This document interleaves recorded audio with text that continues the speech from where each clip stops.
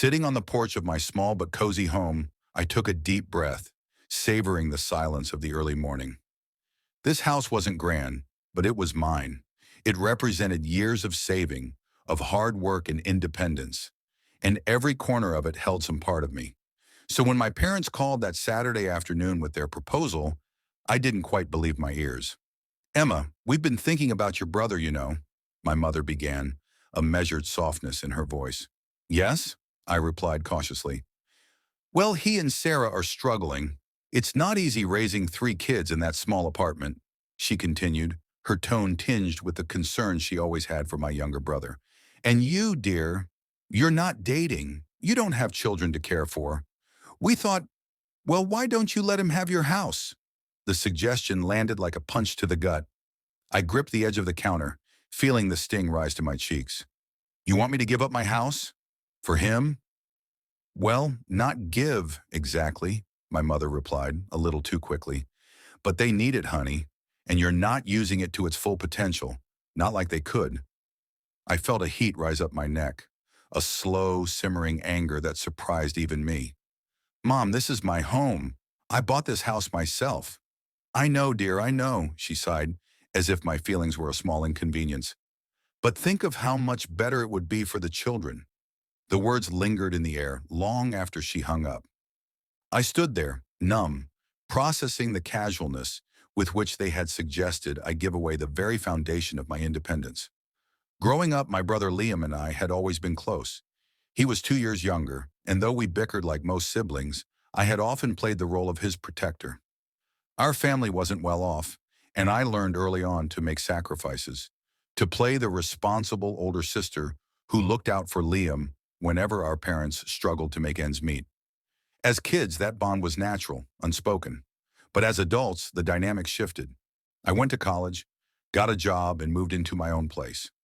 Liam, however, struggled. He found himself jumping from one job to another, often leaning on our parents for support. Eventually, he met Sarah, and soon enough, they had kids.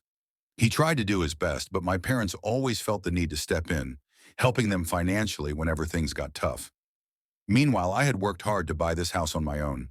I had spent years saving, budgeting, and investing to afford it, giving up nights out, vacations, and new clothes to make it happen. It wasn't a mansion, but it was mine. Every inch of it felt like an extension of who I was.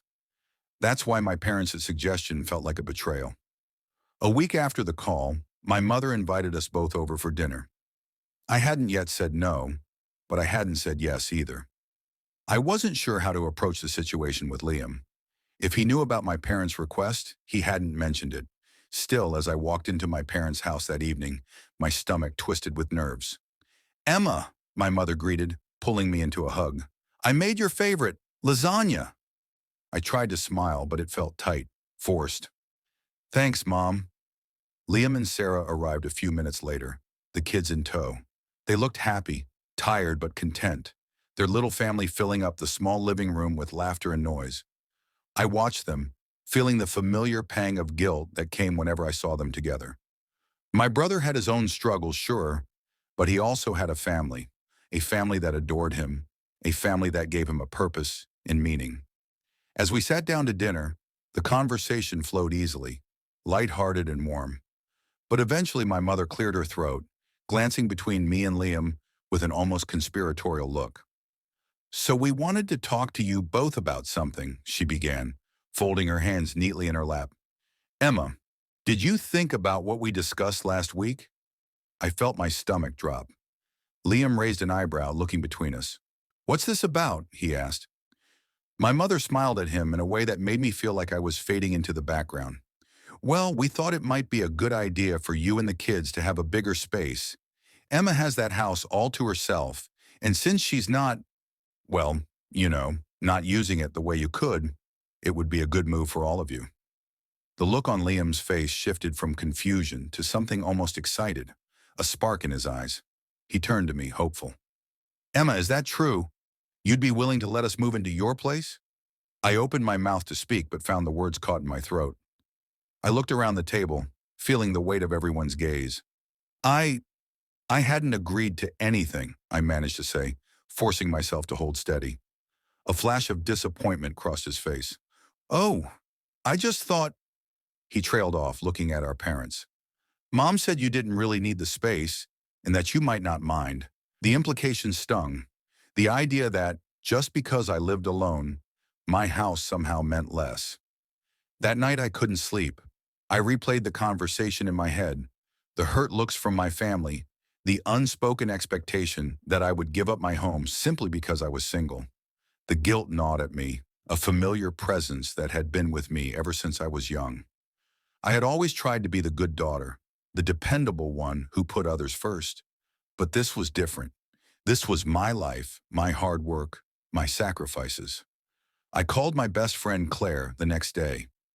"They want me to just hand it over, like it doesn't matter. Like I don't matter," I told her, my voice breaking with frustration. Claire listened patiently. "Emma, you don't owe anyone your home," she said gently. "You worked for that house. It's not selfish to want to keep it." "But Liam's kids, they deserve more space," I whispered, feeling the weight of my family's expectations bear down on me. "Emma, you can't live your life giving everything up because you feel guilty. Your family's needs are not more important than yours. And just because you're single doesn't mean you have less of a right to your home." Her words hit me hard. I had spent so much of my life prioritizing others that I had almost forgotten I had a right to my own happiness, my own space. A few days later, I invited my parents and Liam over. I knew I had to speak my mind, to put an end to this once and for all. As they sat in my living room, I felt a familiar wave of nerves wash over me, but I steadied myself. "I've thought a lot about what you asked," I began, my voice stronger than I expected. "And I need you all to understand, this house is my home. It represents everything I've worked for, everything I've sacrificed for. I'm not going to give it up." My mother looked taken aback, her face softening in disappointment. "Emma, we were only trying to help Liam and the kids." "And I understand that," I replied, trying to keep my tone calm. "But this is my life, and this house is my dream. I'm not going to give it away just because I'm single." Liam looked away, his expression unreadable, and for a moment I worried that I'd damaged our relationship. But I couldn't bring myself to back down. After a tense silence, my father cleared his throat. "You're right, Emma," he said quietly, surprising me. "It's your house. We had no right to ask that of you." My mother glanced at him, clearly taken aback. But after a moment, she nodded reluctantly. "We didn't mean to make you feel like you don't matter. We're sorry." The tension slowly began to dissipate, and I felt a sense of relief, of liberation. For the first time, I had stood up for myself, claimed my own life and choices. In the months that followed, things were awkward between us, but slowly, we began to rebuild.